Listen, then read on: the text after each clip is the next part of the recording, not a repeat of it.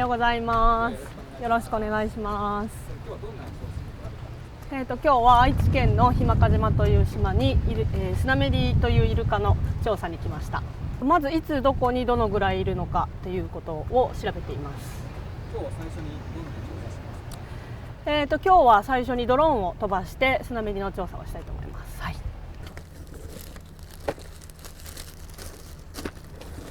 どうやってたっけ？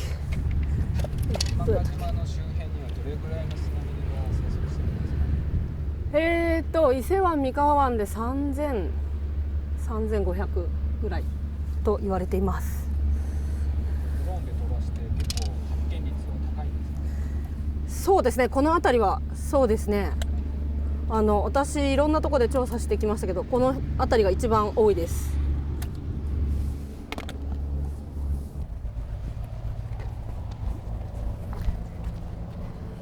いしょ。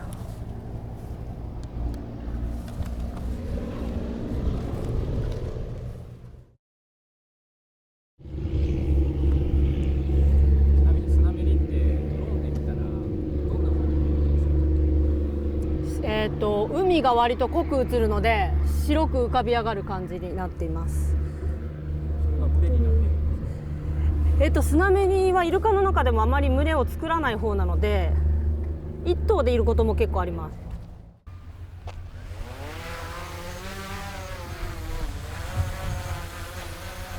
あ、受けましたね。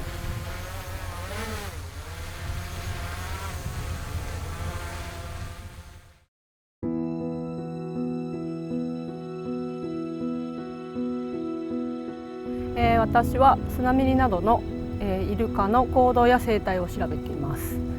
最近は学生さんの研究の興味によって、ドローンを使ったり音響機材を使ったり、他に生理学的なことも調べていて、対象生物の、行動や生態について、面白いと思ったことをどんどん深掘っていく感じです。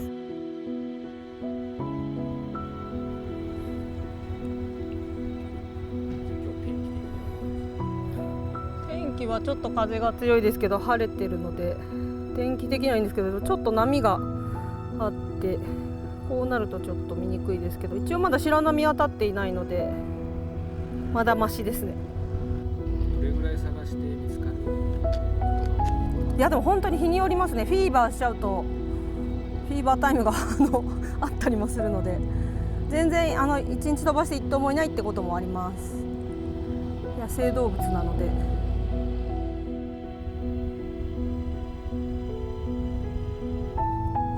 今日は波があって難しいですね。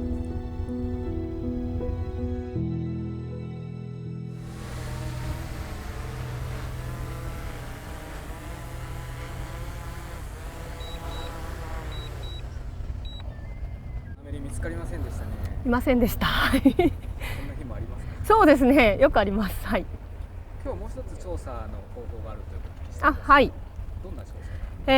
水中に音響機材を入れる音響調査です。はい。海の、ブイとか、養殖しているところに吊るしてあるので、今から船で行きます。はい。今日はそちらの船で行きます。反対の船の際いて、横へ並んで走ってる。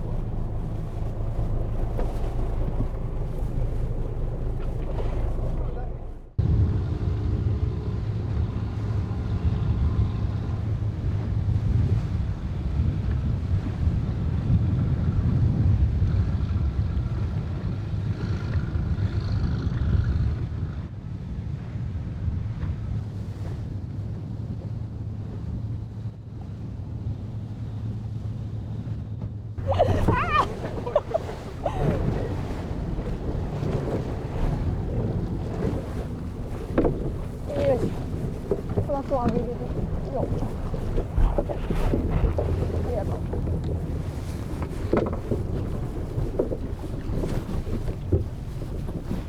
もっとなんか。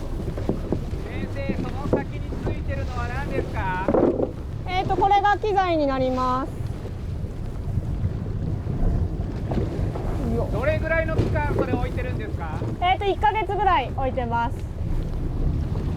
1今これロープを外して機材を持って帰るので、戻ってデータをお見せします。イルカをはじめ海の中の生き物たちは水の中にいて陸上の光の世界とは違ってかなり水中は音の世界が広がっているのでかなりたくさん音を出したり聞いたりしていてその出している音を、水中マイクで拾うことによって、対象動物の行動とか生態が分かります。例えば生態っていうと、いつどこにどのくらいいるのかっていう情報なんですけれどもそれが、海洋開発においてすごく重要な情報になってきますし保護区を作る上でも非常に欠かせない情報になってきます。で行動については、例えばイルカの場合は餌を食べる前に出す音がすごく特徴的なので餌を食べようとしている音とか仲間とコミュニケーションを取る音も、分かります。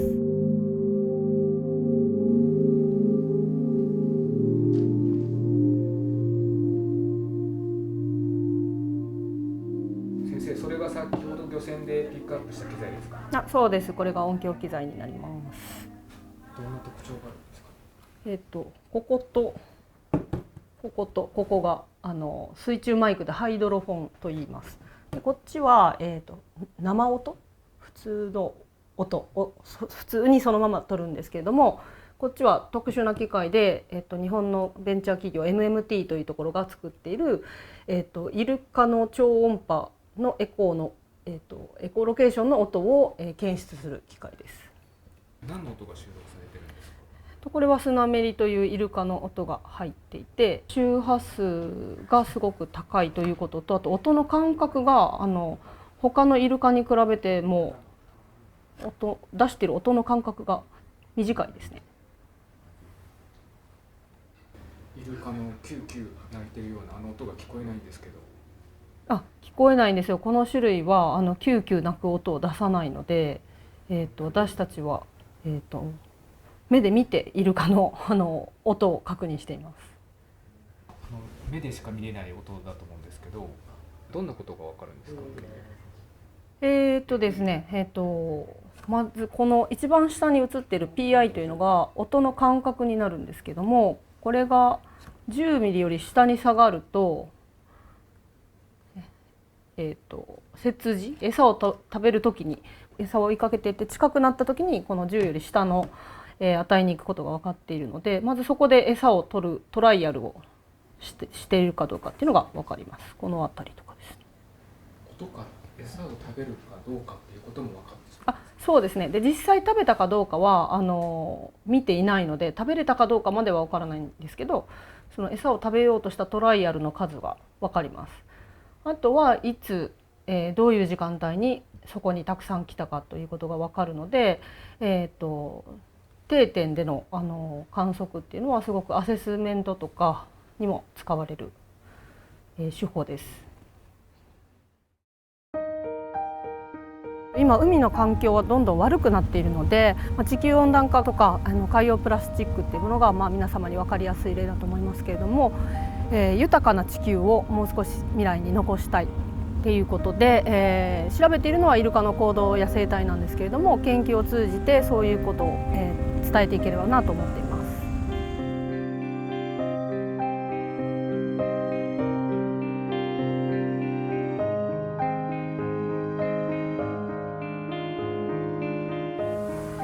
美味しいですか？美味しいです。そもそもスナメリの研究を始めたきっかけみたいなのあるんですか？きっかけは、最初ジュゴンという別の生き物を研究する予定で研究室に入ったんですけど、そのジュゴンの音響をやられてる先生がイルカの音響もやってるということで私がクジラが好きと言ったら鯨類というくくりで当時の、指導教員の先生がイルカの話も聞いてみたらって言ってくれてでそれで最初いきなり中国に行きましたね。はい今日やってるみたいな音響調査とかあと目視調査っていって船の上からイルカを探すような研究もしてます。イルカの研究始められてなんかこういう時楽しいなとかっていう時あります？私は実はフィールドよりもかえってパソコンに向かってる時間の方が好きでそこで、初めて自分が、なんか新しいことを見つけたかもしれないって思うような時が一番楽しいですね。スナメリの研究することによって、それが僕らのこういう生活の中にどう影響するというか、どういう指標になるのかとか、はいはいはい。今日ここだとイカぐらいだと思いますけど、こういう魚とかイカとかを食べているイルカなので、こういう魚がたくさんある豊かな海にイルカがいるので、そういう指標になっている健全なこう豊かな海だよっていうことを示すことができるかなと思います。はい、一人一人の、行動力とか実現できることは限られていると思うんですけども、研究を発信していくことで、少しでも多くの人に海のこと、イルカのことに気づいてもらえたら、ちょっとだけでも意識が変われば、もうちょっといい地球の未来に貢献できるんじゃないかなと前向きに考えています。